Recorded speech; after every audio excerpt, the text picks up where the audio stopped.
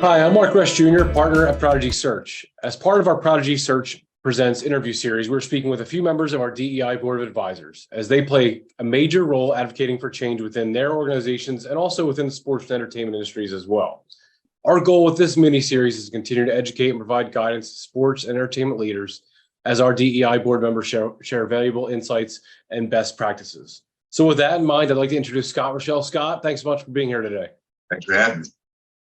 So you are the president and CEO of the National Basketball Retired Players Association, where you've been, I think, coming up on, or you just passed your 5-year anniversary with the organization, I believe. Well, and 5 years as CEO.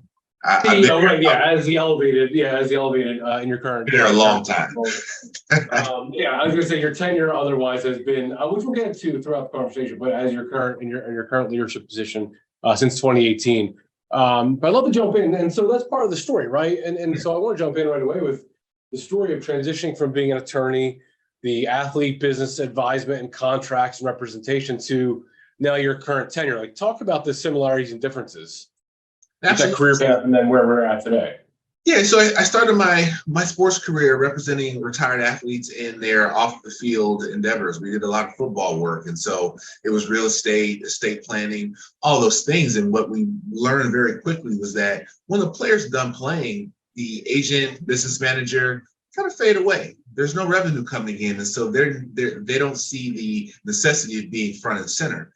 That created some opportunities for my partner and I to get involved and really do a lot of great work, especially in the NFL space.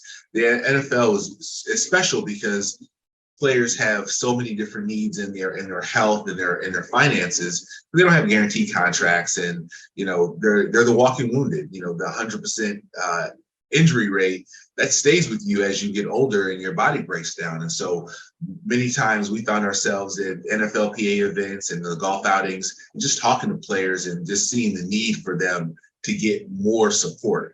They had thousands of questions and no one was there to answer them for them. And, the NFLPA did a really nice job of their chapters in creating these spaces for us to have these conversations, talk to players, help them, and it just organically grew into the point where the NBRPA was changing leadership. They needed new attorneys. They needed to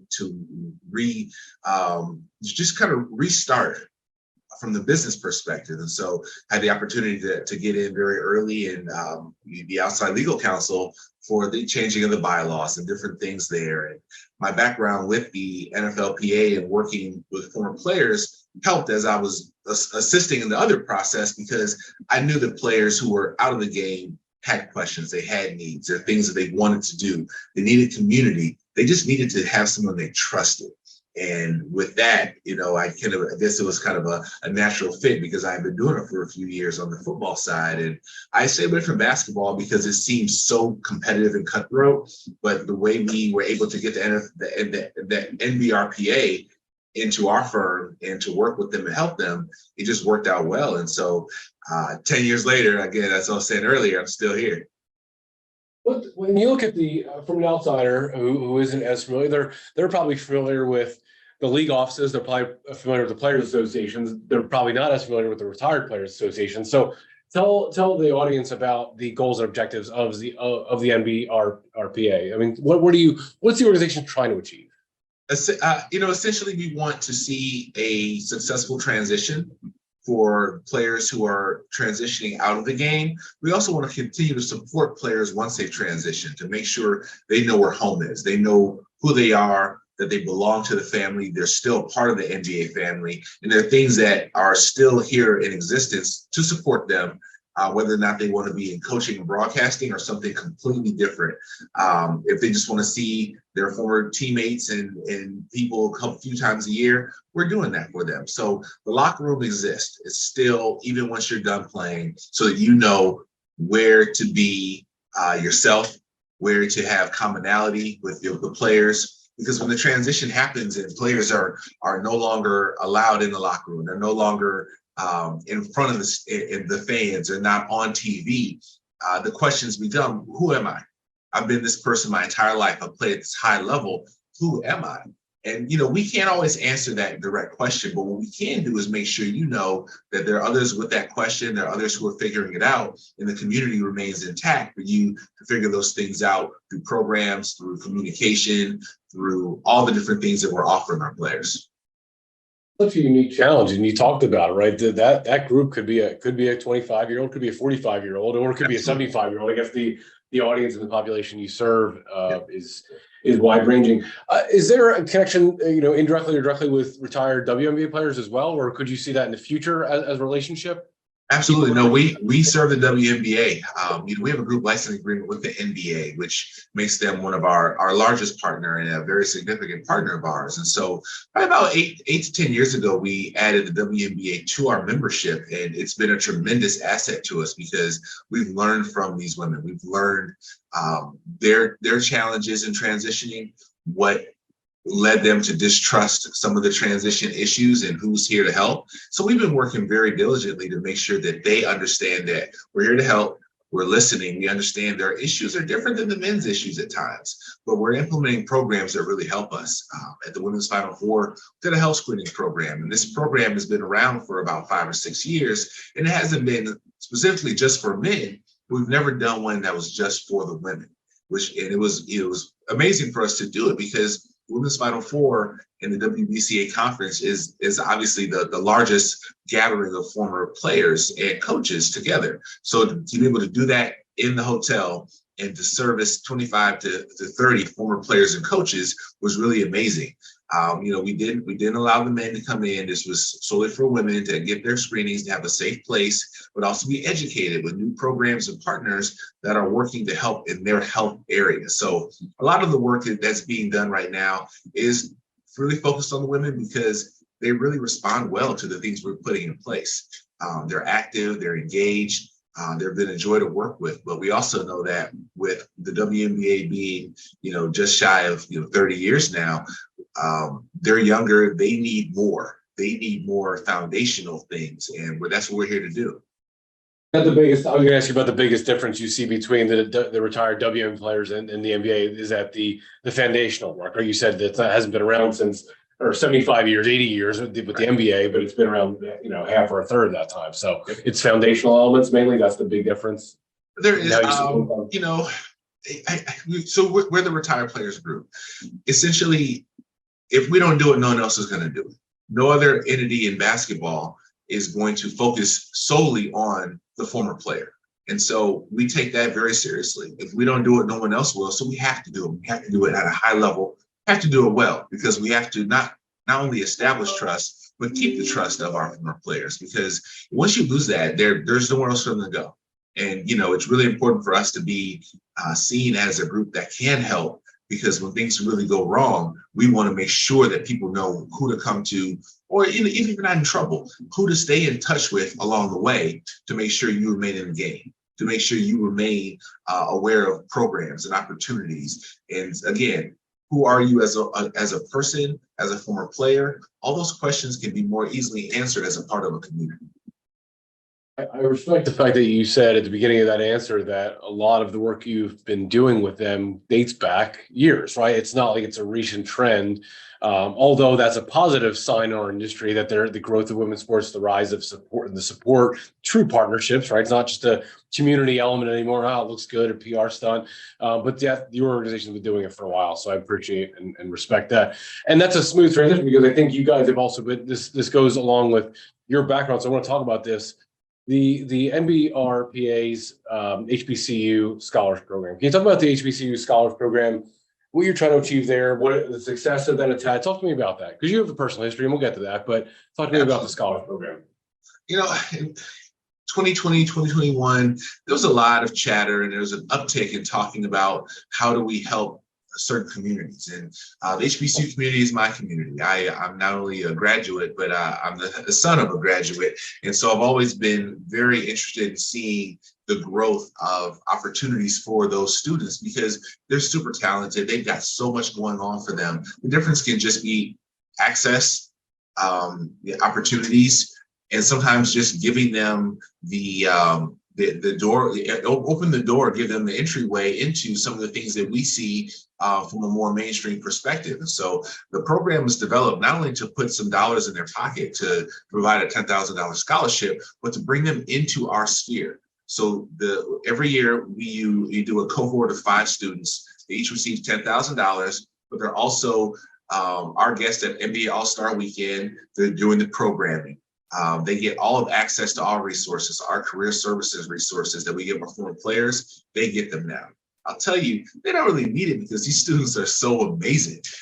If we have a hard time selecting the 5, we really do, because we get so many great applicants, and these students are doing great things. We're on our 2nd cohort right now. The first cohort was amazing. They're now White House fellows and doing so many things in the world. But I really love the fact that we're bringing them into spaces where they get to see the sports business. They get to see NBA All-Star Weekend, not just as basketball and celebrities, but the inner workings of it, and really get to meet some players. Grant Hill, who's on our board, is very active in the program. Dave, being one of our founders, has always wanted to sit with students and talk to them. That's really enriching. That's more than just writing a check and saying, hey, you're a good student, here's $10,000. We've brought them into our family, and we look forward to continuing this program because every year it gets better. Every year we get better as hosts of these students, but the students continue to come in droves and apply, and the goal is to grow the program.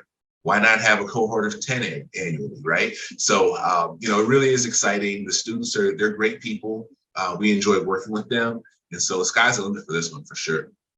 Hey, look, let's get that. I wasn't even planning on making a sales pitch for you today, but if we can get that number from 5 to 10 or 10 to 15, then we could do that with some corporate dollars and other financial contributions from partners of your organization. So there's my sales pitch for the NBRPA for you. So let's get that number from 5 to 10. That sounds like a more round number.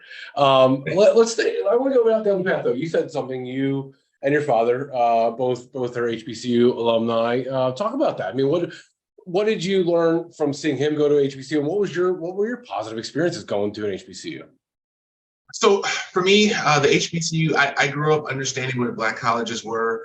I had choices between, predominantly white institutions and HBCUs coming out of high school. And for me, it was culture. The one difference was I wanted to be immersed in culture that would enrich me. I wanted to see professors and professionals that look like me and have an opportunity to do 4 years in an environment that probably may not look like the entire real world, but I knew that I would benefit from it. And I absolutely did. I loved going to Morehouse College, not just the educational component of it, but again, the culture, learning the complexity of, the campus, and not everyone just being all one monolith. I mean, there was diversity amongst us. There was diversity amongst politics and all the different things. And, getting a chance to see that and learn it, and being 13 hours away from home, was really important for me.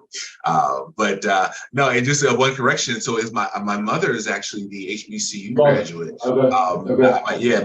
My father is one who got me into basketball because he played college basketball, won a national championship at Loyola Chicago. And so I had 2 different worlds to pull from, and I knew that I could always go and get a graduate degree from a predominantly white institution if that was my choice, but I wanted to make sure the HBCU experience was something that I got to experience firsthand, because I knew that culturally it'd be so enriching.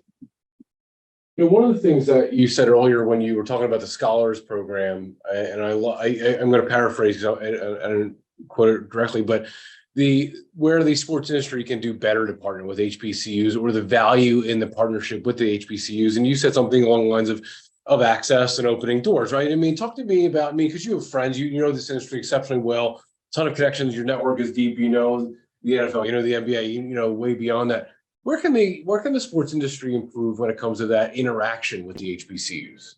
And you're just in kind of broad terms. No, I will be very fair here. The uptick in the work is being done right now. The NBA HBCU fellowship program followed our program in being announced publicly. And, the HBCU side, on the football side, not only is there an HBCU combine, but there's the business work and there's the internship program. So the industry is coming around. They really are focusing in. I think the most important thing is giving unique opportunities to the students, not just student athletes, but the students who are coming out of these schools, because in competing with some of the larger schools with more resources, they just have better opportunities. Sometimes the pipeline is there. Create pipelines, find pipelines at the SWAC and the MEAC. Go to those conferences and really say, hey, look, we're going to cut out 15 scholarships or internships here to make sure your students are going to be represented. And I guarantee you, if you select 15 students, you're going to have 500 who are qualified and very, very, very talented. So you're not going to miss out on anything. So I think just being very intentional and cutting out those spaces to make sure those students have an opportunity is going to be very important. And again, sometimes we take for granted in the sports industry that, opportunities are there. And Mark, this as well as anyone else. Sometimes it's being in the right place at the right time. It's knowing the right people at the right time. And so increasing the opportunities for those students to be in those places, be at the Super Bowl, be at the Final Four, be at All-Star Weekend, meet people, let people get a chance to know you. That's not always organic for every student. It takes access, it takes privilege a lot of times. And so creating a balanced playing field to make sure that privilege is balanced out really is important for us. I think the pipeline is, the pipeline answer is just a phenomenal one. I think that's where search firms can get better. That's where recruiters can get better, HR people, where you're setting that tone early and you're starting to, I actually think, proactively going out and contacting them rather than, I hope somebody from Morehouse applies on our job board today. It's no going to them. Look, we had a recruiter last year who raised his hand. He said, look, can I go, virtually around the country? It was virtual. And just introduce myself to some of the HBCU sport management and business programs. Said absolutely, and more of just hey, here's what a search firm does. By the way, as an undergrad at Drexel, I didn't even know what search firms did in sports industry. So let alone like HBCUs being introduced to, here's what Prodigy does and here's what Prodigy's competitors do. Get to know them, or vice versa, to connect them on LinkedIn, or I said, go make the introductions. Tell them that we exist. And you're right, get them into those pipelines early. That's critical. Before we even worry about HBCU alumni like yourself, it's who's in those schools now. Get to provide those opportunities for them now at a young age. So, when I was in law school, I recruited at University of Illinois, and I'd go back to Morehouse and I'd tell the students about the school, and they go, I never really thought about it. It wasn't something that I was thinking about because I didn't want to go out of the Southeast. I was like, hey, we got to keep pushing. We have to be there. We have to do the work. We have to be very deliberate and go to the students to expose them as to what we're doing, what opportunities are there, because people can't go after what they don't know about. So, to your credit, going out, doing calls, making those touch points regularly is going to be very important, because their students want to do this. Many times students at some of these schools don't even know that the industry exists. I talk to athletes all the time, and I say, you can try to go pro, but you have like 1,000% chance of getting a job in sports outside of playing, and it's going to probably be better longevity and all those things as well. So we have to do the work. We have to go on the campuses. We need to talk to students. We need to let them know who we are, what we're doing, what opportunities are there for them. Well, look, and there's groups, and to your point, and that will go. I want to kind of go to one final thought, but I think there's groups that are doing great work in this space right now, and in the symposium that just happened this past week with the Black Sports Business Symposium, right? There's 2 or 3 other groups that we're working with as well that are trying to do that same thing of educating on our industry at a younger age, to say, hey, there's jobs in this industry. You can work here. You don't need to just play, on the court, the field, the ice, whatever. You actually get a job here, make a career, make some money, and that's all right. That's okay if you don't want to play post college. So, you've done a lot of work outside of the day job, right? So your board role with U.S. Center for Safe Sport, your current day job, clearly the supporting of the athletes always been important to you, right? And whether that's youth, or amateur or professional, or in this case, former/retired. You used a phrase earlier about the WNBA safe. I think the word safe was, or safety, safe community, safe space. So why is it important to you about safe communities, healthy sports culture? Why is that important? Why is that something that you're not only comfortable with, but it's become a passion and a strength of yours as a person and a professional? Work in this industry, support players, work with any one player, and help solve a problem. Do something that adds value, and it becomes organically, it's really easy because the gratitude is there. the average sports consumer consumes sports at a very surface level. They see the player, the stats, especially with gambling, right? Stats and fantasy. What has that person done? What's their productivity? They don't see anything else. And so with the work that I'm doing at NBRPA with Say Sport, you've humanized the athlete. You've given the athlete more than just that persona on the court. And they need that because everyone needs to be humanized. But naturally, athletes aren't humanized. They're just given that one persona. And so when you work with someone and you're able to break down the defense mechanisms and actually help them and get them to a certain point from A to Z, or help them get a master's degree, or help them finish their degree, or help them get bills paid, or help them get a job, like that's you working with them on a human level. And it's the most fulfilling thing you can do because we take it for granted. As non-athletes and non-celebrities, we just live life. It's not as easy for them to do because they haven't been in these systems and people aren't willing to help them a lot of times when they're not making them money. Imagine if our day-to-day interactions relied upon us making someone else money. Every interaction, right? Yeah. So for me, doing this work is just so rewarding because people appreciate it. They come back and you know what? We talk about marketing and retired player space. You take care of one player, you do right by one player. You don't have to market because that player has made it very clear that this is a safe, trusted place for everyone to come to, and you should talk to them. The referrals from the WNBA players go through the roof because they're such a tight-knit community. And once they figure out a space that really works, oh, God, come on in. Let's go. Let's continue to build this on the men's side as well. But that's really what's at the center of it. Humanizing athletes, treating them the way we all treat each other, removing all the stigma of all the things and just handling business and helping them get through things that aren't as easy for them as they are for the non-celebrity athlete, professional athlete person. It's huge. And I think that's, I think as you're right, as a fan, and I'm sure we both probably have family members and friends that don't work in this industry. And so their perspective is even more jaded, right? And whether it's a win or a loss or a sports betting win or loss, and you're like, well, it's still a person, right? That's still, and they still a family. And when they retire and what their future is, they might be done at 35 years old and they just figure out the rest of their lives, right? And so treating them, or at least respecting that there's another side of this whole story, that's for sure. Imagine being retired at 35. I've blown past that one, Scott, so I got to keep on working. Could be as well. So, I mean, you think about it, you're transitioning everything you know at 35 into something completely different. It just takes a different kind of care, a different type of focus. And so, again, I've worked a real job. I've been in law firms. I've done those things. And this is different. This is human interaction. This is human service. And it really is again, it's rewarding as hell. And you make friendships in this and you make connections because people now know that you're going to deal with them as a human and not as an athlete. They can trust you and you're going to help them through something, or you're going to be there to support them. I can't say this enough. It matters to people because you and I take it for granted. And, things that we do on a day-to-day basis aren't always available to them. And so, and things we've learned through our process and through our journeys, they haven't had it.